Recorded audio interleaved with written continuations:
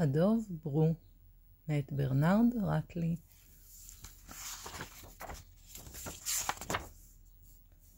פרק שני, ברו ניצל מסכנה. ברו היה מלא התלהבות מכל מה שראה בחוץ. אילו הבין את המתרחש סביבו וידע לדבר, היה מספר לנו על ההר הנישא, אשר במדרונו הייתה מערת אמא. על היער האבות המשתרע למרגלות ההר הגבוה הזה.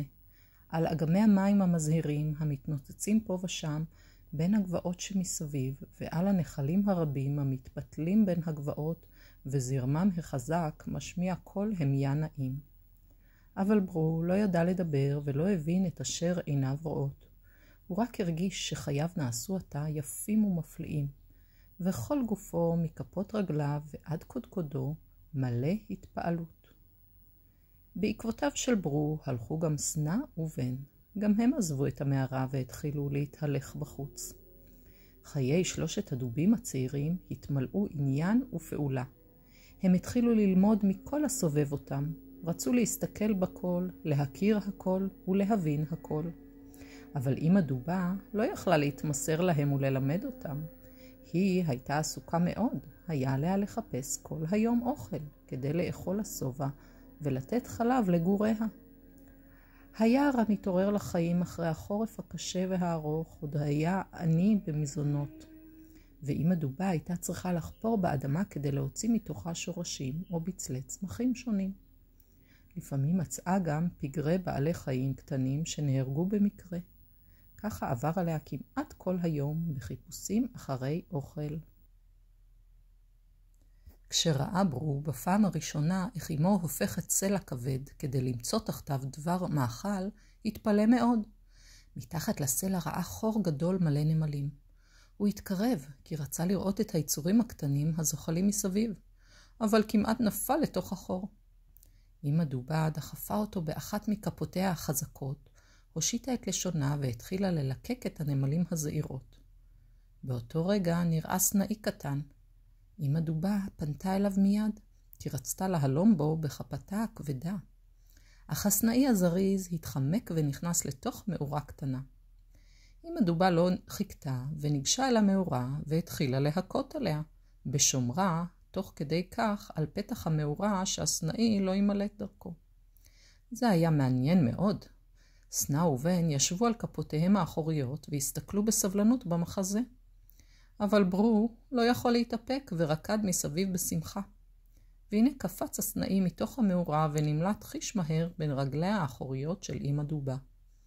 ברו ראה זאת וזינק כהרף עין על הסנאי, אך הוא לא הצליח לתפוס אותו. הוא רק הפריע במעשהו זה לאמא דובה, וכל מאמציה לצוד את הסנאי עלו בתוהו. ווף! נהמה אמא דובה. היא העיפה מבט כועס על ברו, ומתוך נהימתה נשמעו כמעט בבירור המילים, מה עשית? למה הפרעת לי לצוד את הסנאי? והיא סתרה לברו סתירה חזקה כל כך שברו נפל והתגלגל ממנה והלאה. עברו ימים, הדובונים גדלו ושמנו, פרוותם של סנה ובן הפכה צהוב כהה, ושל ברו נעשתה חום עסיסי, והוא היה גאה מאוד על כך. הוא היה דובון נחמד ופיקח. סנה היה מתייחס לדברים שלא הבין בחשדנות. בן הייתה פחדנית ממש. ברו ביקש תמיד לראות את הכל ולהבין הכל. כשאמא דובה יצאה עם בניה לטייל ביער, הייתה מוכרחה תמיד לשמור על ברו ולקרוא לו שילך לידה ושלא יתרחק ממנה. ברו רגז על כך. עמוק עמוק בליבו חשב שאמו היא פחדנית כמו בן. הוא לא יכול להבין למה לא תרשה לו להתהלך חופשי בין השיחים הירוקים ולחפור מתחת לאבנים ולענפים שנפלו מן העצים. ממש כמוה.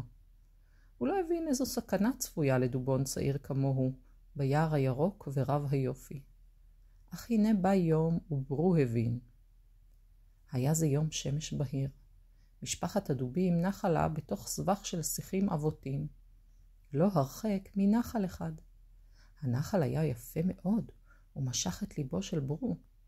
יום לפני כן היה לידו, וראה בתוך המים משהו מבריק ומתנועע בזריזות. הוא התפלא מאוד על הדבר המבריק הזה, ורצה לחזור אל הנחל ולהסתכל בו שוב. הוא הרים את ראשו והסתכל על סביבותיו. סנה רבץ ונחר מתוך שינה עמוקה. אמא דובה שיחקה עם בן ולא שמה לב אליו. ברו מצא שעת כושר טובה. הרים את רגליו והתחיל לזחול בשקט לעבר הנחל. הוא חשב שעוד מעט תגיע אליו קריאתה של אמא דובה, ווף, המצווה עליו לחזור על עקביו. אבל אמא דובה לא הרגישה במעשיו, ולאחר רגעים אחדים כבר עמד על שפת הנחל. ברו האזין להמיית המים הזורמים, נעץ בהם את עיניו, והנה נגלה לו אותו דבר מבריק ומתנועע בזריזות. ברו הבין כי זה יצור חי, שונה ממנו, מאמו, מאחיו ומאחותו. הוא גם הבין שהיצור הזהבהב הזה טוב למאכל, ורצה להיכנס לתוך המים ולתפוס אותו בכפותיו. ברגע זה נשמעה מאחוריו נהימת זעם איומה, גרררר. ברו פנה לאחוריו ושערותיו סמרו כמחטים. לא רחוק ממנו עמד דוב, דוב ענק. הדוב היה גדול מאמו כפל כפליים, צבעו צהוב מלוכלך, ועיניו האדומות ננעצו בברו במבט נורא שאמר, אני רעב, לא אכפת לי שאתה בן דובים, אני אוכל אותך, אני אוהב את בשרם של דובים קטנים. ברו הבין את המבט הנורא הזה. הוא ידע את הצפוי לו ועמד במקומו כקפוא. רעמה שוב נהימת הרעב של הדוב הזקן והענק, שהתקרב אל הדובון יותר ויותר. ברו רעד מפחד. הוא פחד כל כך שלא יכול אפילו לפתוח את פיו ולקרוא לאמו כי תבוא ותציל אותו ממוות. אבל ברגע שהדוב הגדול עמד לתפוס אותו בכפותיו העבות, התעורר ברו מתדהמתו וקפץ קפיצה גדולה אחורנית. הוא עוד הספיק לראות את מלטעותיו המבריקות של אויבו, את לשונו האדומה המתנועעת בתוך לואו מרוב חשק לבשר הדובון.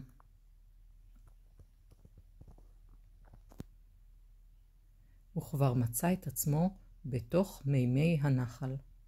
והנחל הציל אותו ממוות. זרמו היה עז וסחף מיד את גופו של הדובון הקטן קדימה. הדוב הענק והאכזר, שהושיט את כפותיו הנוראות לתפוס את ברו, לא חבק אלא את האוויר. הוא נעץ עיני זעם במימי הנחל. אבל את הדובון כבר לא ראה לפניו. נהם בחרון אפו. ברגע זה נשמעה חריקת ענפים בסבך השיחים וקול פחדים. קול פחדים בקע את האוויר. ווף! ברו שמע את הקול הזה ברגע שנאחז בענף ארוך. הענף נמשך מעץ גדול שצמח על שפת הנחל, וקצהו היה שקוע. ברו שמע את הקול הזה ברגע שנאחז בענף ארוך. הענף נמשך מעץ גדול שצמח על שפת הנחל, וקצהו היה שקוע במים. הוא הבין מיד כי זה קול אמו, וענה לה, ווף ווף. בדבריו אלה רצה לומר לאמו, כי תתפוס את הדוב הזקן ותסתור לו סתירות הגונות. אבל הדוב הענק לא חיכה עד שאמא דובה תתקרב אליו. הוא לא היה אמנם דוב פחדן וחלש, אבל לא רצה להילחם בדובה המגינה על גוריה. הוא הפך עורף ונעלם מיד בין השיחים העבותים. הפעם נהם ברו. הוא הרגיש את עצמו גאה מאוד שאויבו הגדול והחזק ברח בפחד.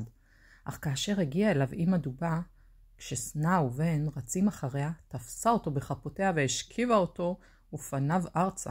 היה ברו שוב דובון קטן ומבוהל.